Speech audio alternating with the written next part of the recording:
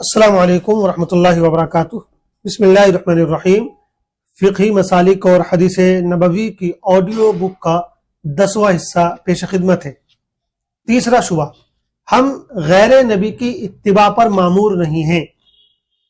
ایک شبہ یہ پیش کیا جاتا ہے کہ اللہ تعالیٰ نے ہم پر اپنے نبی صلی اللہ علیہ وسلم کے علاوہ کسی غیر کی اتباع کو لازم نہیں کیا ہے، خواہ اس کا مقام کتنا ہی بلند کیوں نہ ہو، اس لیے ہم کسی غیر نبی کی اتباع کے پابند نہیں۔ جواب، پہلے تو یہ سمجھنا چاہیے کہ ائمہ کرام کوئی بھی بات بلا دلیل نہیں کہتے تھے۔ وہ خواہش نفس کے پیرو نہ تھے، بلکہ للہیت و خشیت خداوندی اور تقوی میں نہایت اعلیٰ مقام پر تھے، اور ہر مسئلے کی رہنمائی قرآن و حدیث سے لیتے تھے اور اس کے لیے آخری کوشش کرتے تھے۔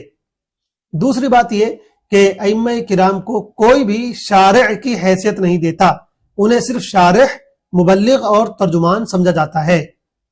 تیسری بات یہ کہ ان حضرات کی اتباع رسول اللہ صلی اللہ علیہ وسلم کے مقابلے میں نہیں کی جاتی، بلکہ ان کے واسطے سے رسول اللہ صلی اللہ علیہ وسلم کی ہی اتباع ہوتی ہے۔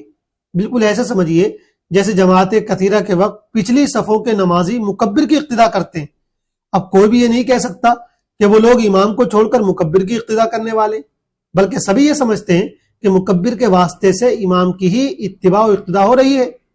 یہی حال ائمہ کرام کی اتباع کا ہے کہ ان کی اتباع کا نتیجہ رسول اللہ صلی اللہ علیہ وسلم کی مخالفت نہیں، بلکہ مقصود رسول اللہ کی ہی اتباع ہے، بس ان کی حیثیت واسطے کی ہے۔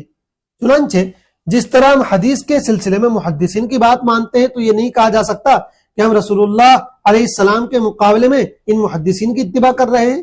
بالکل اسی طرح جب ہم حدیث کے فہم یا دو متعارض حدیثوں میں تطبیق و ترجیح وغیرہ کے تعلق سے کسی فقیہ کی بات کو تسلیم کرتے ہیں تو یہ نہیں کہا جا سکتا کہ ہم رسول اللہ صلی اللہ علیہ وسلم کو چھوڑ کر اس فقیہ کی اتباع کر رہے ہیں۔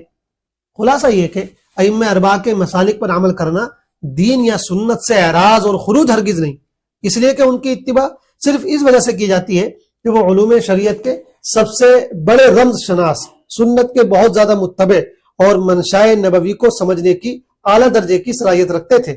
علوم شریعت میں ان کی مہارت کا یہ حال تھا کہ خود محدثین، جن کے پاس حدیث کا بہت بڑا ذخیرہ ہوتا تھا، اپنے شاگردوں کو فقہا کی مجلس میں جانے پر ابھارتے تھے۔ والسلام علیکم ورحمۃ اللہ وبرکاتہ۔